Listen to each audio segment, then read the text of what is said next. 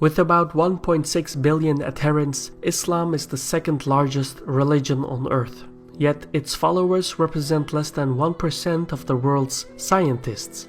Only a handful of people from Muslim-majority countries have won Nobel Prizes in science. However, up until the Mongol siege of Baghdad in 1258, Islamic science was the most advanced in the world. In comparison with the past, the modern disparity is staggering. Thus, to understand the present-day lack of scientific accomplishments, we must explore the past.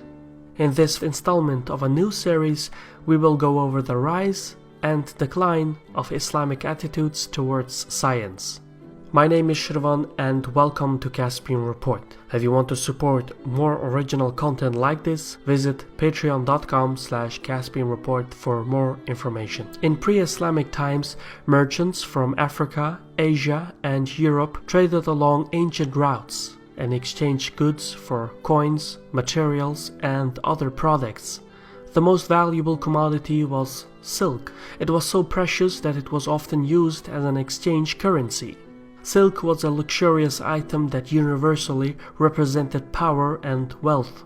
It was so valuable that the world's largest trading route was named after it. The Romans and Persians had explored the Silk Road and constructed the required infrastructure to support and facilitate the incoming trade. However, since both sides had been preoccupied with war and conflict, the full potential of the Silk Road never materialized. In the 8th century, the Abbasid dynasty overthrew the Umayyad nobility and inherited the Roman and Persian empires.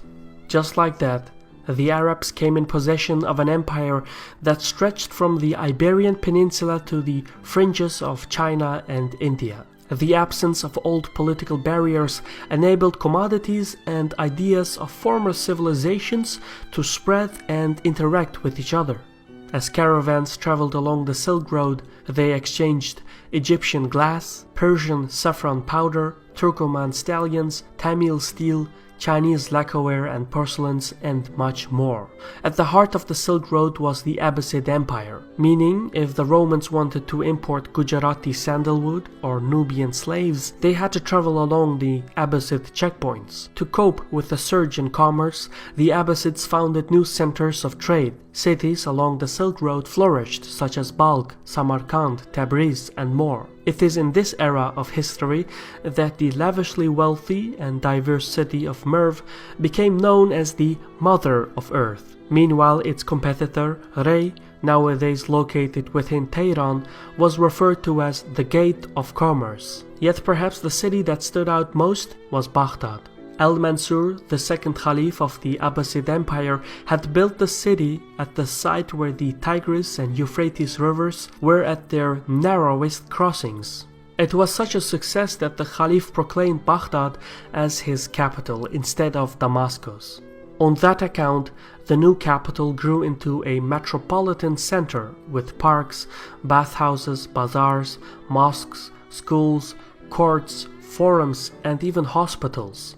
Public life in the city was surging. By the end of the 10th century, Baghdad would become the largest city on earth. As cities flourished in private enterprises, a hunger for knowledge, fine craftsmanship, and exotic foods surged throughout the Abbasid realm.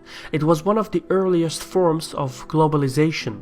People wanted to wear new clothes, taste different foods, and display exotic items. One of these exotic commodities was Chinese paper, which proved to be exceedingly useful for the vast Abbasid imperial bureaucracy. So the rulers set up paper mills in cities such as Basra, Alexandria, and Baghdad.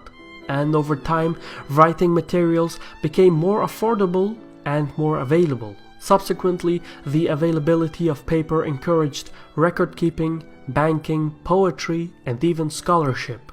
As literacy increased and books became a common item, it was no longer required to conduct manual labor to ensure a livelihood. Scholars could make a wealthy living by writing new ideas and books.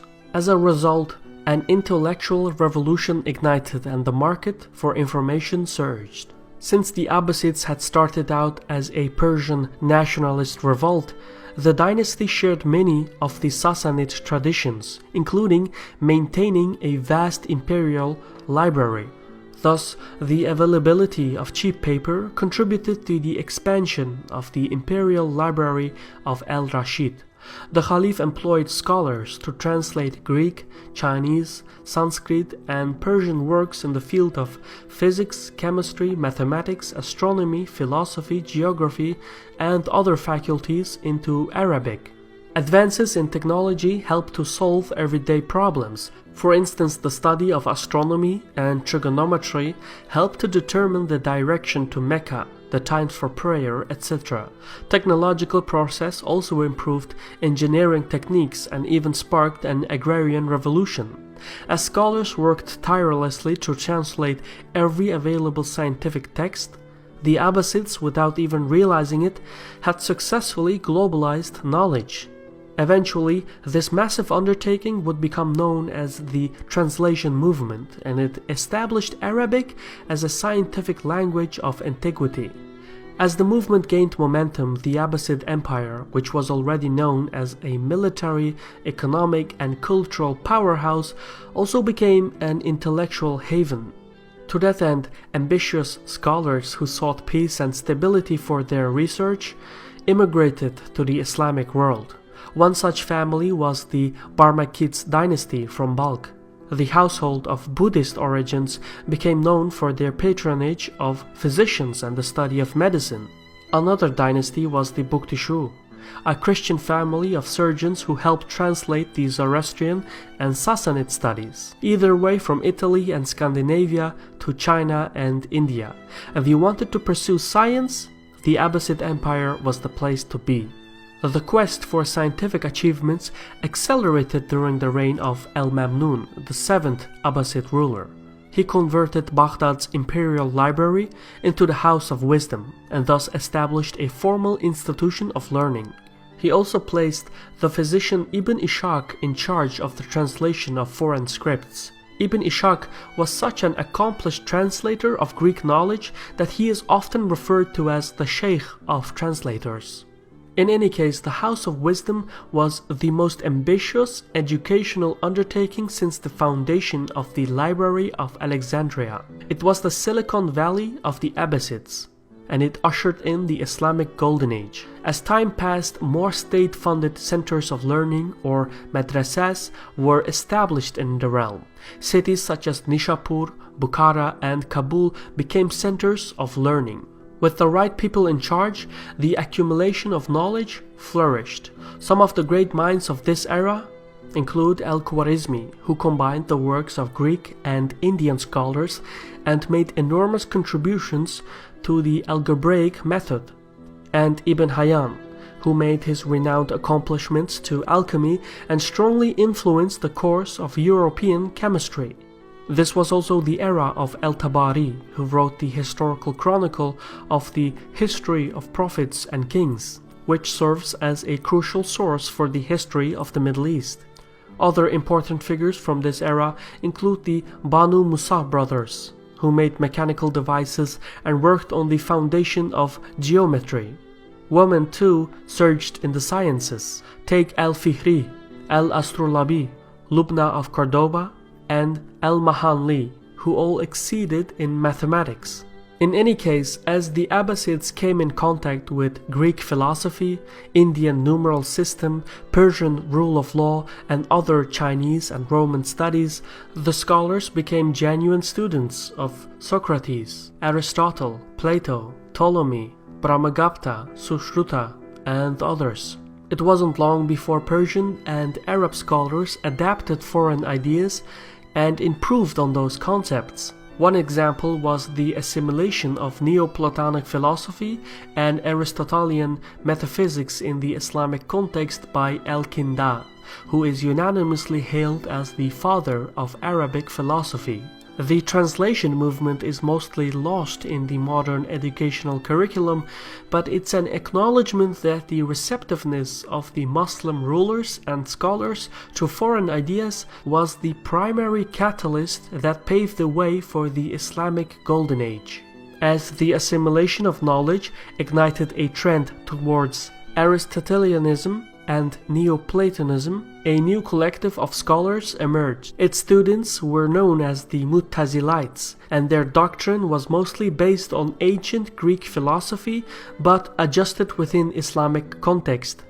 A prime contention of the Mu'tazila belief was that the metaphysical world, which includes objects and properties, space and time, cause and effect, could be used to understand not just the physical world, but also the nature of God and creation. In other words, its members were united in their conviction that it was necessary to give a rationally coherent account of Islamic beliefs.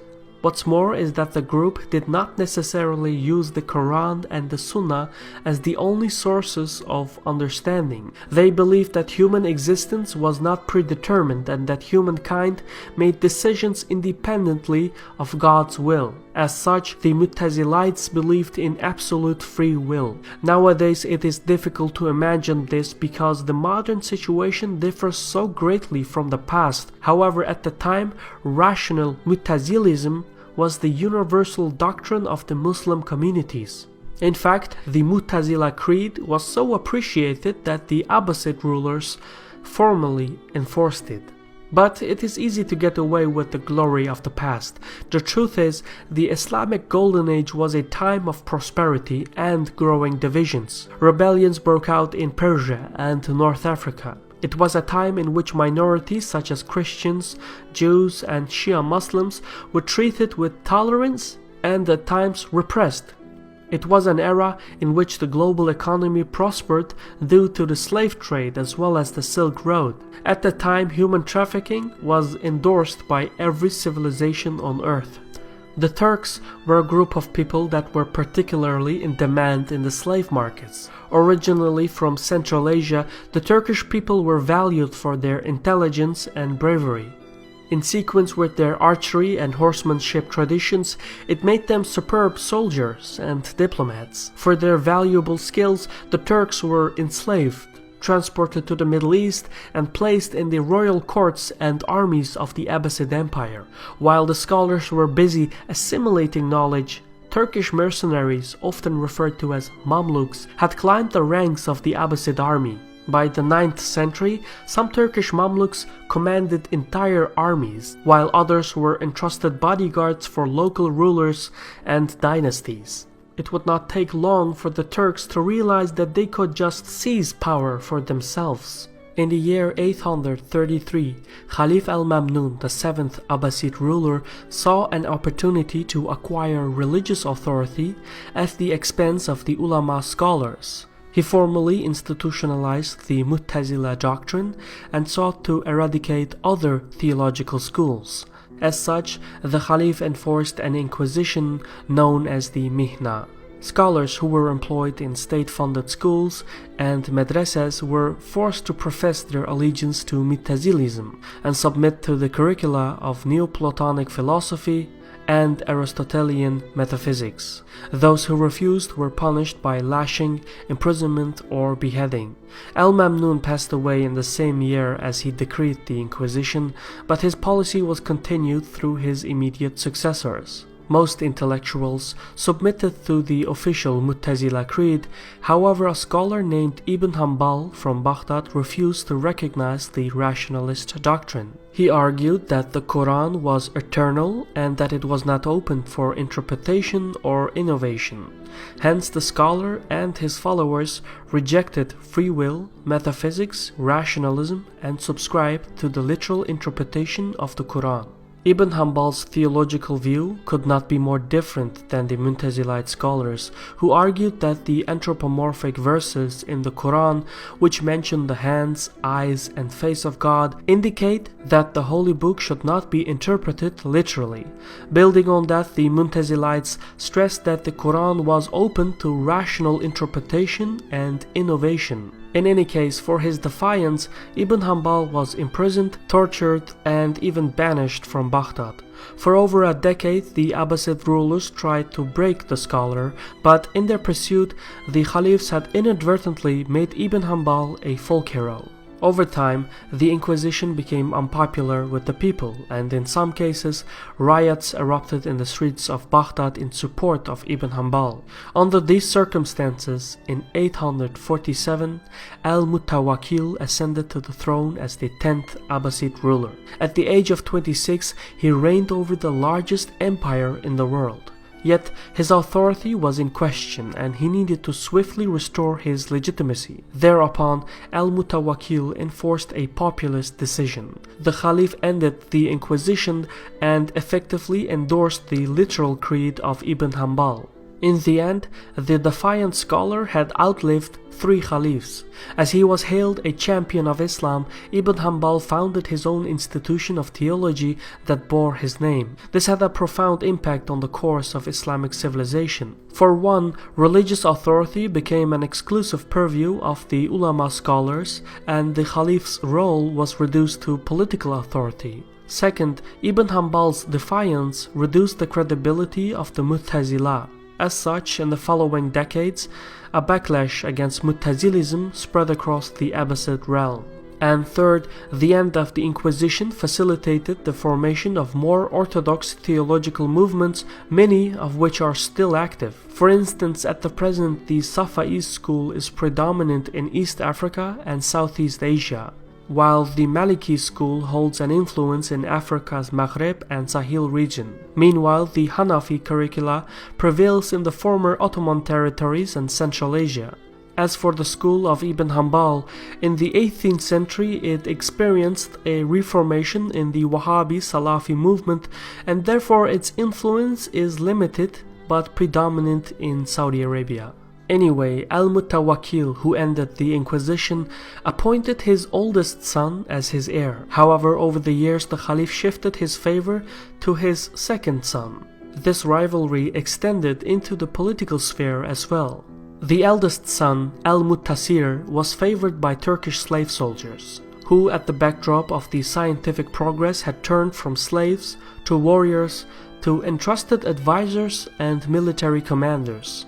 Meanwhile, the youngest son, al-Mu'taz, was backed by the traditional Abbasid elites. Al-Mutasir feared that his father was going to move against him, so he decided to strike first. The eldest son had his father killed by a Turkish bodyguard and became the 11th Caliph. But within half a year, the new ruler was poisoned and passed away. So the Turkish military leaders held a council and selected another Abbasid relative as the 12th Caliph. However, plots and treachery were all around, and within a few years the new Caliph abdicated power to al-Mu'taz. The youngest son, who assumed power at the age of 19, lasted for nearly 3 years until he was betrayed, beaten, and left in the scorching heat without food or water, where he died 3 days later. This era in history is known as the Anarchy at Samarra, and what followed was a period of intense instability and violent successions of caliphs.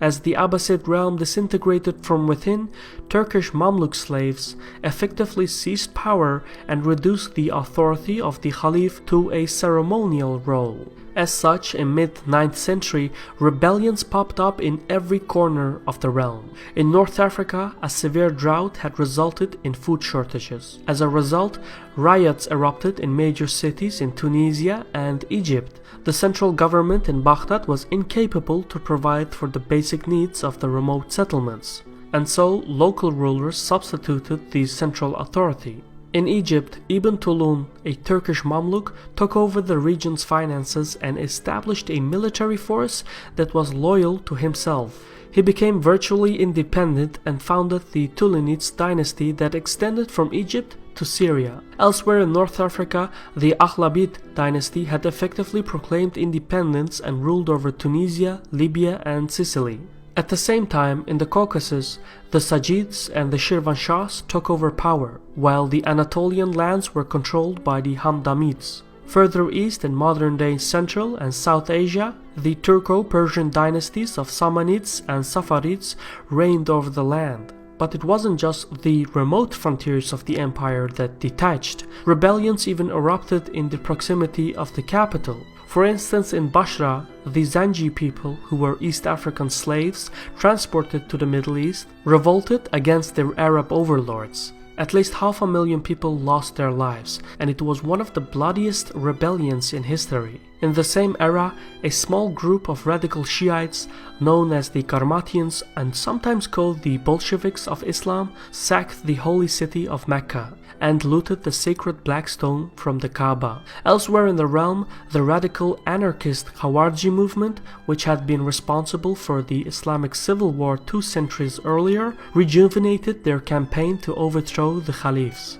Unrest, rebellions, and revolutions were everywhere. Within a short span of time, the effective control of the caliph was reduced to the proximity of Baghdad. However, the decay of the Abbasids did not hinder the intellectual process. Since education and art had become a fabric of Islam, many of the powerful regional dynasties continued their patronage for scholars. As a result, brilliant intellectuals emerged all over the Islamic world. One of the most comprehensive thinkers was Al-Farabi, who made enormous contributions to physics, chemistry, mathematics, and psychology. He also excelled in philosophy, ethics, and music. For his wide range of accomplishments, Al-Farabi is known as the second master after Aristotle. Another brilliant mind was Al-Haytham, who wrote extensively about astronomy, mathematics, optics, and visual perception. He established the modern scientific method and thereby became the first legitimate scientist in history. The Golden Age also saw advances in medicine thanks to Ibn Sina, whose work remained in use for the following 6 centuries. Yet many of the great minds of the Islamic Golden Age were also fierce critics of the literal interpretation of the Quran. For instance, Al-Biruni, who calculated that the earth revolved around the sun and rotated on its axis, challenged the literal creed of Ibn Hanbal by insisting that it was essential to question everything from religion to philosophy. The irrational position was shared by Al-Razi, who was a scholar of Da Vinci's magnitude and once argued that Islam without reason had no value. Then there was Khayyam, one of the most influential thinkers of the Middle Ages. He was a fierce patron of humanism and expressed secular ideas in opposition to the design of Sharia law. Another leading scholar was Ibn Rushd, who advocated for the emancipation of women and stressed that matters of belief should be decided only on the basis of reason and evidence.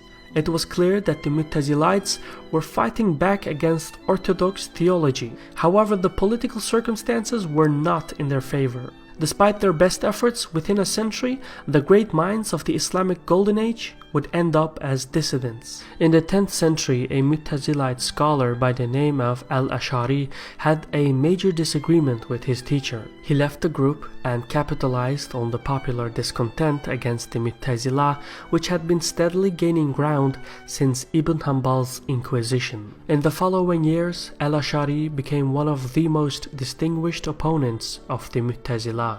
He used the philosophical methods he had learned and gathered a following of distinguished former Mu'tazilites.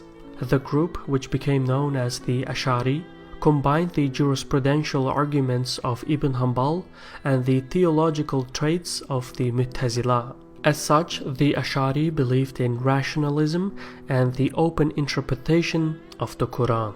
However, the group gave precedence to predestination and argued that reason was subservient to revelation, meaning rational thought and free will could be applied as long as it did not conflict with the sacred texts. This was at odds with the Mu'tazila, who believed in absolute rationalism and free will. Over the course of the 10th century, Mu'tazilites, Ash'arites, and other theological schools debated and explored the existence of the universe. Hundreds of scientific works were written, as there were many lingering questions on how to interpret new ethical inquiries such as the meaning of revelation and humankind's responsibility. As the rival schools of theology debated the sciences, they often found themselves on opposite ends and accused one another as irrational and un-Islamic. The attempts to grapple complex scientific questions is at the heart of the declining attitudes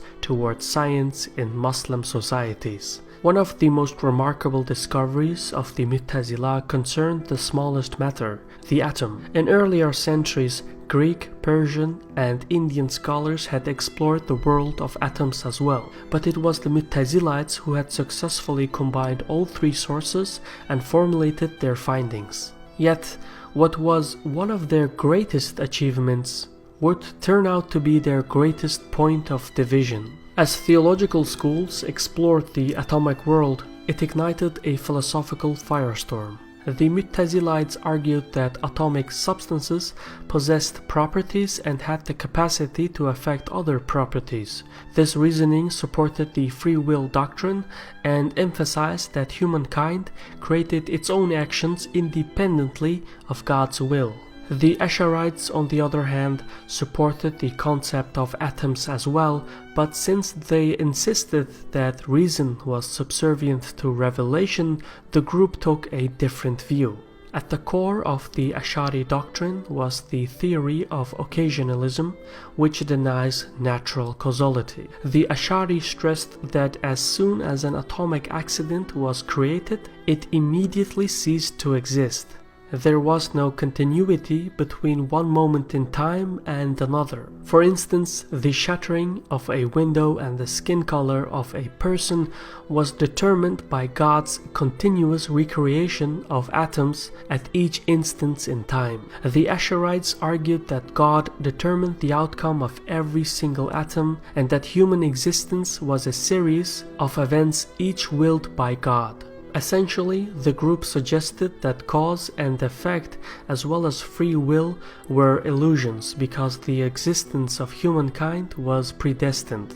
Such philosophic reasoning may seem strange now, but at the time, the Muslim scholars were the first explorers of the atomic world. The concept of occasionalism became the fundamental building block that led the Ash'arites to deny the comprehensibility of the natural world. It also provided the group with a basis for what was their belief in predestination. It is not difficult to imagine how such a mindset in the span of centuries could influence the attitudes towards science.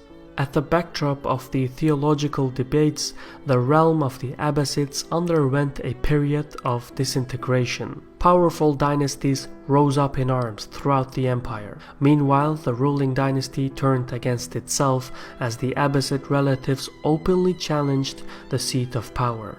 As rough as this sounds, it was about to get far worse for the Abbasids.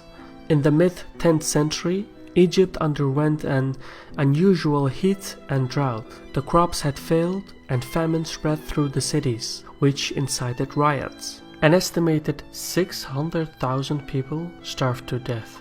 In Tunisia, a Shia Muslim dynasty known as the Fatimids took matters into their own hands and invaded Egypt, where they proclaimed a new caliphate. As such, in the 10th century, the Islamic world was decentralized along feudal lines, which included dozens of separatist regions, autonomous provinces, influential dynasties, and powerful Turkish Mamluk mercenaries.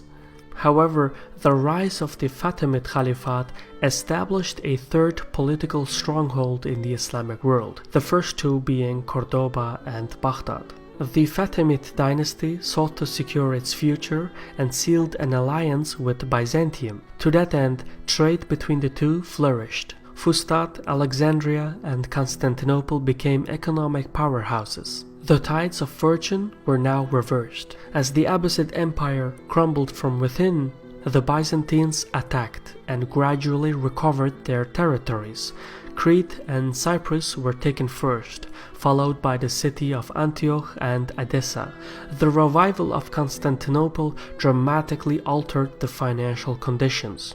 The wealth, trade, and taxes that once flooded the treasury of Baghdad now flew to the Byzantine capital. Along with the revival of Byzantium, Western Europe was recovering from the Dark Ages as well. As wealth and stability slowly returned to the European continent, people had taken a renewed interest in the life of Christ. As such, journeys to Jerusalem were being organized, and within a century, these Christian pilgrimages would lead to the Crusades.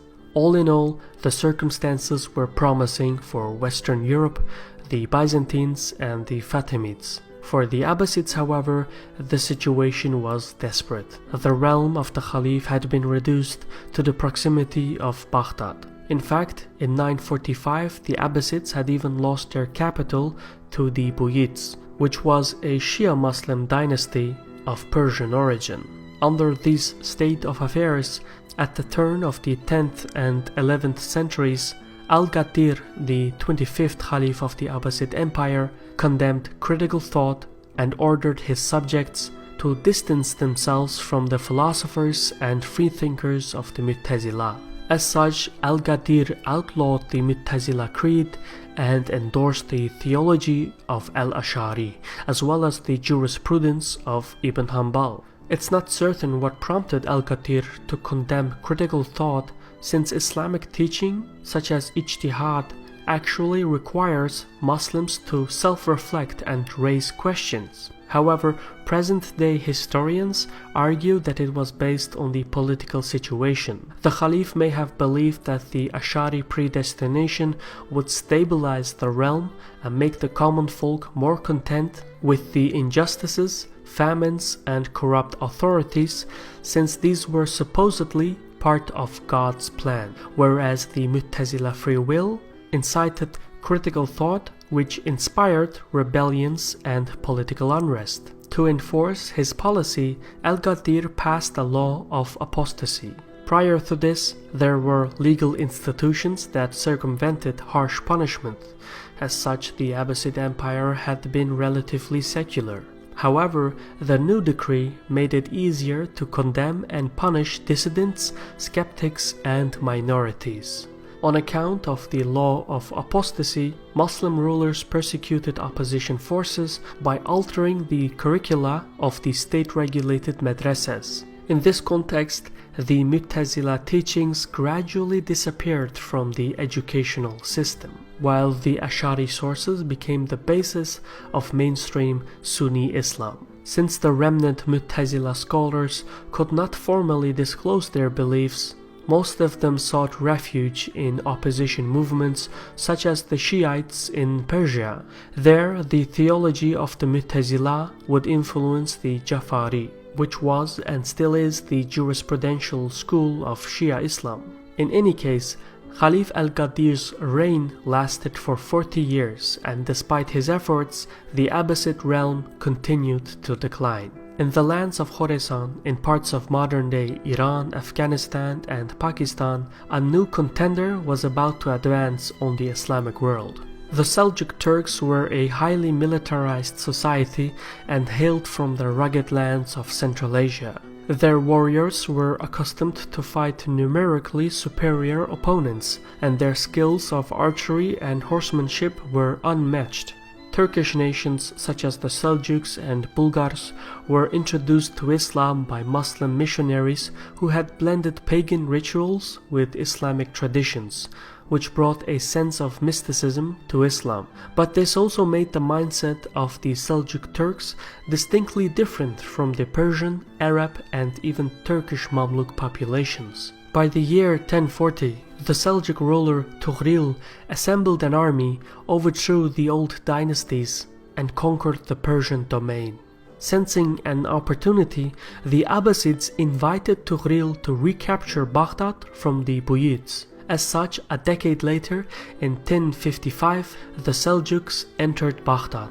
Since the Seljuks were new to Islam, their rulers didn't really care about the Ash'ari and Mu'tazila debates over theology and jurisprudence. So when Tughril took upon himself the title of Sultan and subjugated the Caliph, he allowed the Abbasids to decide over matters of faith. In addition to this, by conquering Baghdad, the Turks had become the new champions of Islam and so had to answer the call to war, the challenger being the Byzantine Empire.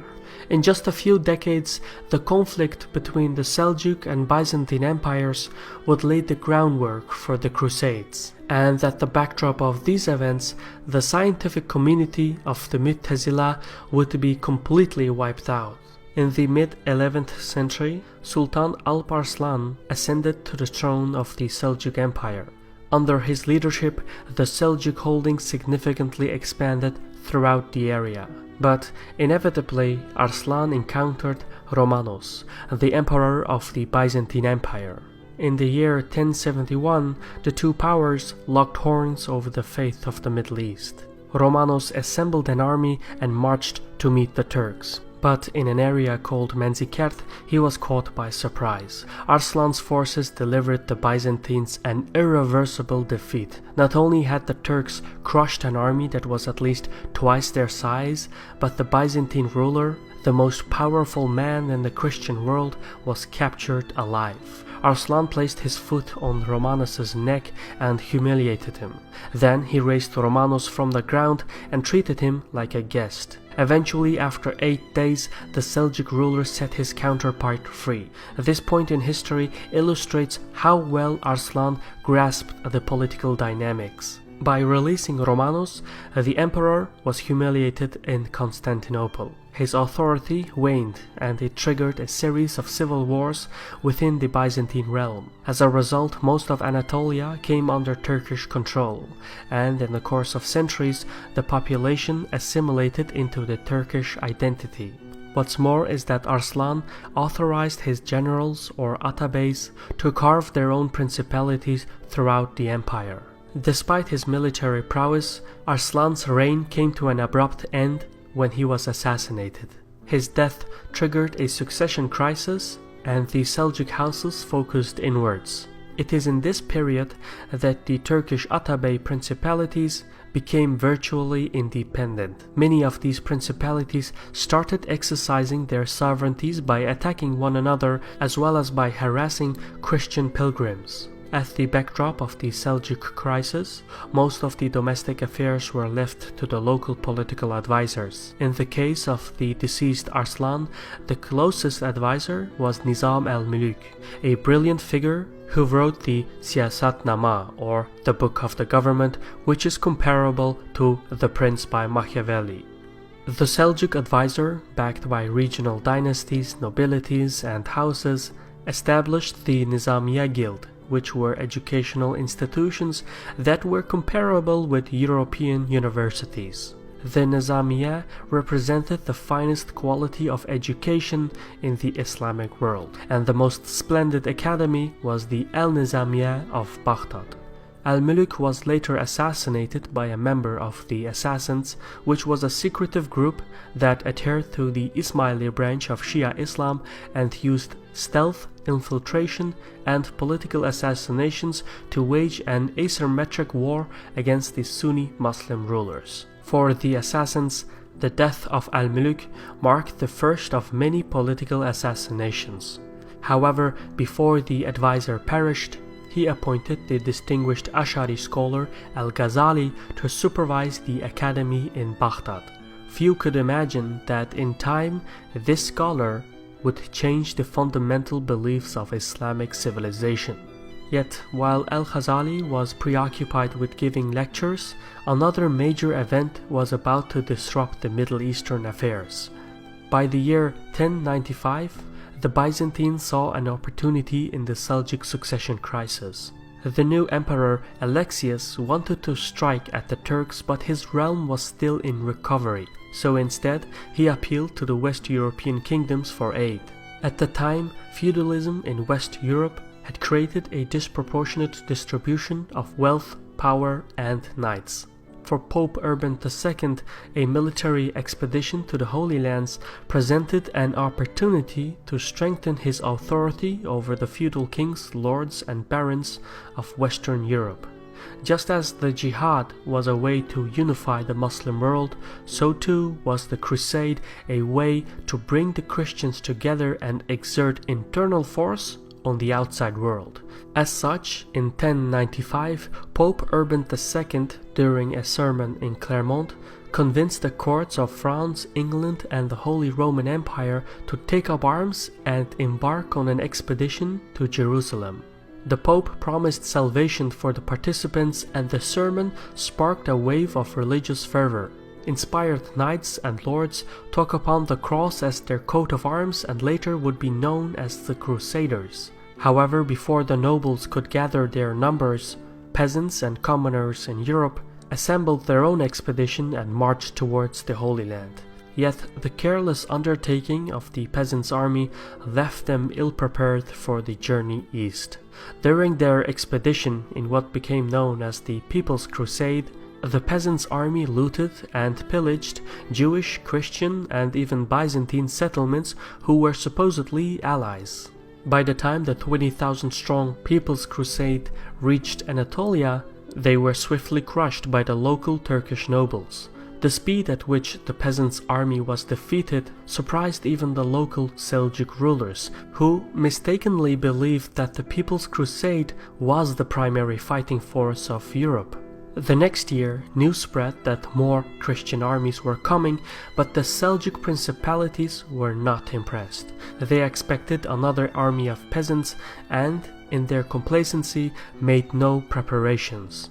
At the day of the battle, the Turkish nobles were stunned to see a 60,000-strong, well-trained and well-equipped army. The result was the defeat of the local Seljuks at the Battle of Dorylaeum, which allowed the Crusaders to march unopposed from Anatolia to the Levant. The Muslim rulers in Damascus, Antioch, Aleppo and Mosul prepared to meet the Crusaders ahead, but ended up fighting one another. Meanwhile, Christian forces conquered city after city, but fighting in a strange land did not always go as planned. In Ma'ara, a city in Syria, a lengthy fight came to an end when the French contingent broke the siege. As the starving French crusaders entered the food-stricken city, they resorted to cannibalism and fed on the dead bodies of people and animals alike.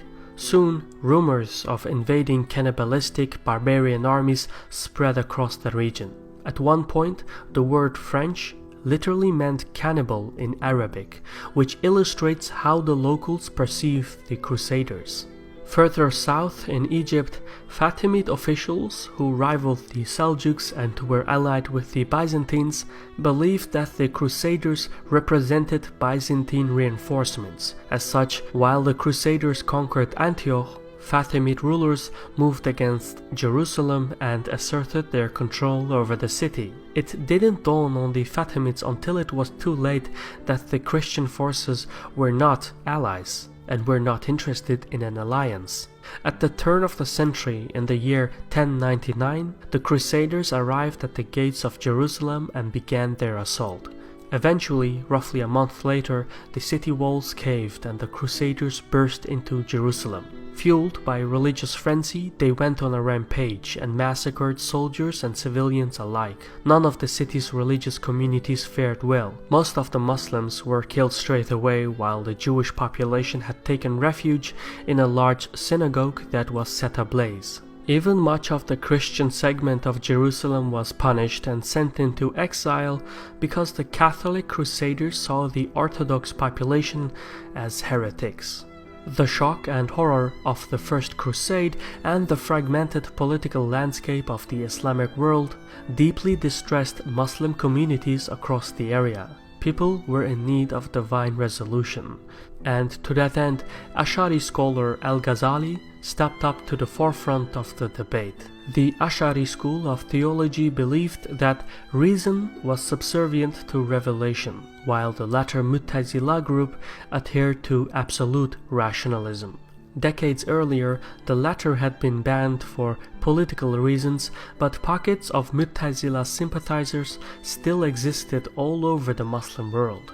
Al-Ghazali believed that violence could not subdue the rival school. It required a battle of intellect. As such, in one of his most acclaimed works, The Incoherence of Philosophers, Al-Ghazali attacked scholars of rational thought and argued that rational philosophy was incompatible with Islamic teachings.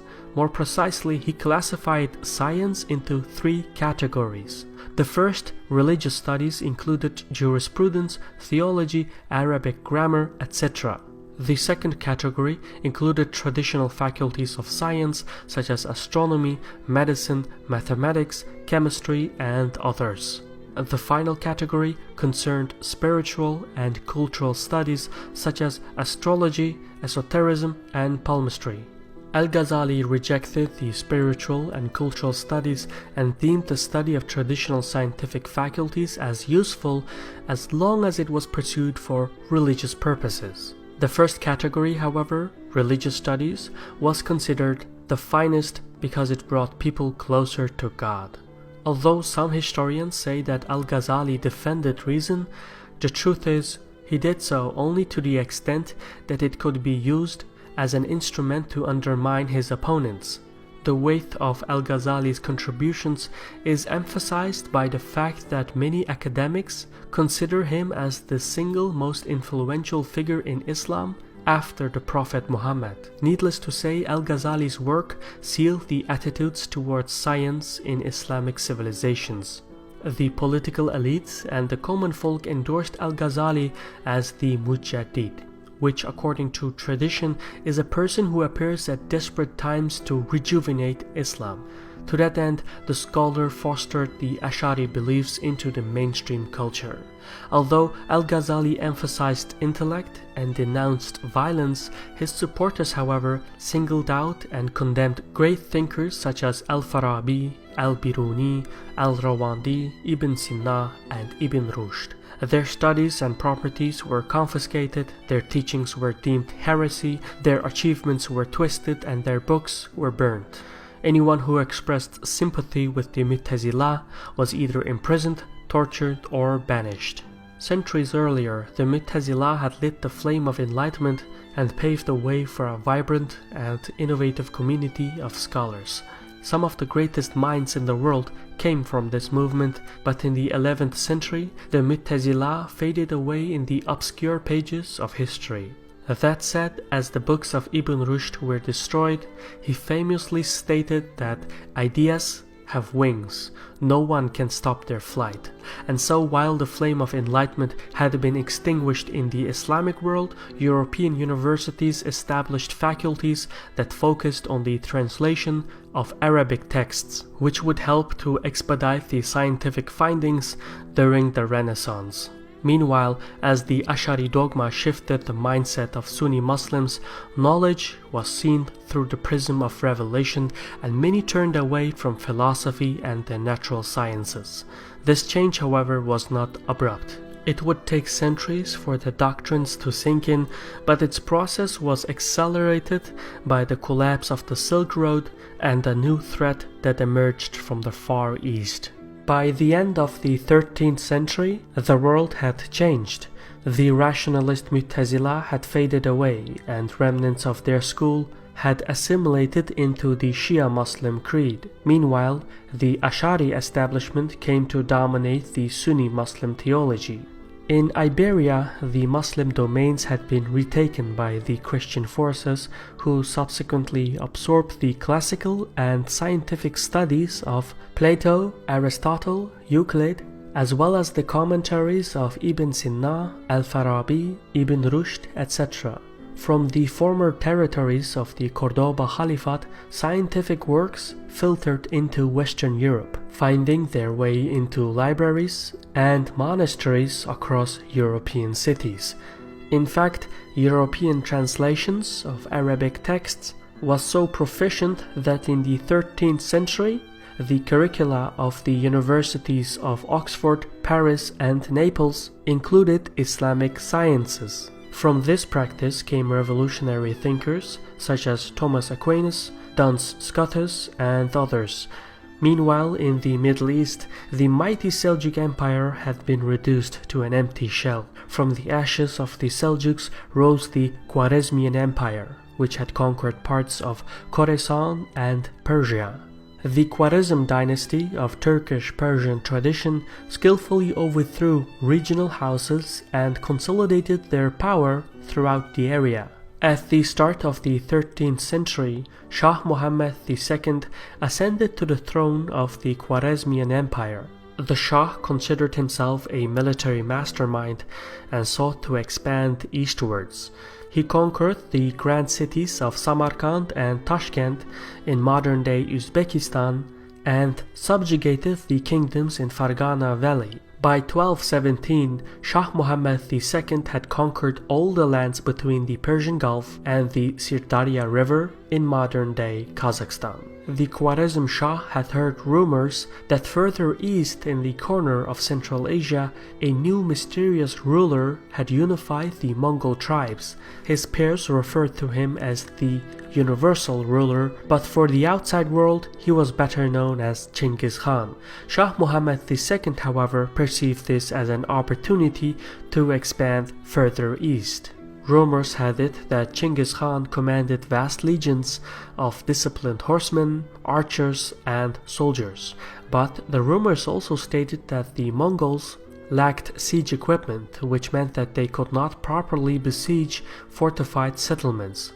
Muhammad II designed his plans along these parameters. He would provoke Chinggis Khan to invade, and once attrition started to take a toll on the Mongol armies, the Khwarezmians would counterattack and conquer the Mongol homelands. Muhammad II believed that he had set a brilliant trap. As such, he deliberately provoked a war and waited for the Mongol Khan to strike first. What Muhammad II didn't know was that Chinggis Khan had just completed a devastating military incursion in China and had acquired the latest technologies in siege equipment. In fact, when the Great Khan crossed the Sirdarya River, about 1,000 Chinese engineers accompanied the Mongol armies. At a force of roughly 150,000, the Mongol armies were not particularly large. However, their tactics, strategies, and the ferocity of their warriors was unlike anything the world had ever seen. For one, they used unique composite bows that could shoot further and harder than the bows used by the regional powers. What's more is that the Mongol horses were smaller, faster, and sturdier, and they were mounted by a people whose entire culture centered around horsemanship. For instance, in times of war, Mongol warriors would slit a minor vein in the horse's neck and drain some blood in a cup which they would drink for nourishment. So the Mongols could eat and sleep in the saddle and travel great distances in remarkably short time, often surprising their enemies. Also, since the Mongols had more horses than manpower, they would often confuse their opponents by mounting dummies on their horses to give the impression of an overwhelming horde. The level of ferocity and unique tactics, in combination with superb horsemen and bowman skills and advanced Chinese siege equipment, made the Mongol armies the most devastating force in the world. The Khwarezmian Empire didn't stand a chance. Once Chinggis Khan destroyed the Khwarezmian armies and fortifications, he razed the occupied territories to the ground. The Great Khan lived up to his reputation as his armies pillaged towns and villages and committed acts of mass murder and atrocities across the Middle East and Central Asia. Great cities such as Bukhara and Balkh and their treasures of Persian literature and scientific volumes were destroyed beyond recovery. In Nishapur and Herat, entire cultures perished as mass murder rose in the hundreds of thousands. In Transoxiana, the underground canal works, which was the agricultural lifeline of southern Central Asia, collapsed. A fertile land turned to sand, which it still is. Within a few years, at least a quarter of the population of Persia and Khorasan had perished. The armies of Chinggis Khan burnt the fields and crops and stripped the common folk of their livelihoods. As famine set in, millions of refugees migrated west. They brought with them apocalyptic stories of a carnivorous species of half-human, half-horse creatures that spread like a plague across the civilized world. None wanted to confront and test the wrath of the Mongols. When Chinggis Khan passed away in the following decades, His successors continued the campaign of extermination. It was a period filled with fear and terror, but at the backdrop of the destruction, Khalif al-Mustasim of the Abbasid Empire held up remarkably well. The Abbasids had regained control over Baghdad, and the Khalif had assembled a significant standing army. In his misplaced confidence, al-Mustasim believed that he could manipulate the new Mongol ruler, Hulagu Khan, to reassert Abbasid authority. So the Khalif sent word to the Khan and invited him to attack his foes. However, the exact opposite happened. Hulagu Khan marched to Baghdad and demanded the Khalif's complete surrender. In his ultimatum, Hulagu Khan wrote the following: "The past is over. Destroy your ramparts, fill in your moats, turn your kingdom over to your son, and come to us. If you do not heed our advice, get ready. When I lead my troops in wrath against Baghdad, even if you hide in the sky or in the earth, I shall bring you down. I shall not leave one person alive in your realm, and I shall put your city and country to the torch." Despite the warning, Khalif al-Mustasim defied Hulagu Khan. As such, in early February 1258, the siege of Baghdad commenced. By the end of the month, the great city had practically ceased to exist. Khalif al-Mustasim had been captured alive and was imprisoned. After a few days of starvation, the Khalif asked the Khan for some food, so Hulagu Khan sent him a platter with gold. When al-Mustasim refused to eat gold, Hulagu said, "If you can't eat it, why did you hoard it? Why didn't you give it to your men who were ready to die for you?" Hulagu then took al-Mustasim to the broken gates of Baghdad and said, "What good are these walls if there are no men to defend them?"